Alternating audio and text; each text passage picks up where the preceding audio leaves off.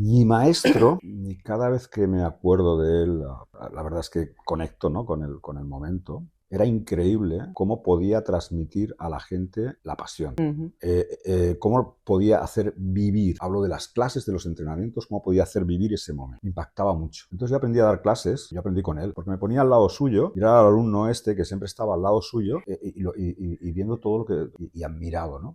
Aprendí muchísimo de él, ¿no? Después con el tiempo nos hicimos muy amigos y compartimos muchas cosas, pero durante muchos años era mi referente. Y ahí es donde yo entendía, por un lado, era una personalidad que él tenía, expansiva, comunicativa, de empatía con los demás, pero también había una forma de saber transmitir. Mm. Y eso siempre me ha parecido algo increíble. Si tienes la capacidad esa de transmisión, de poder comunicarte y de tú poder cambiar a la gente en los momentos difíciles, ¿vale? Eso es impresionante. Y eso es lo que he intentado formarme de alguna forma durante todos estos años. Y ahí entra lo que tú me decías, Nuria, de la preparación mental.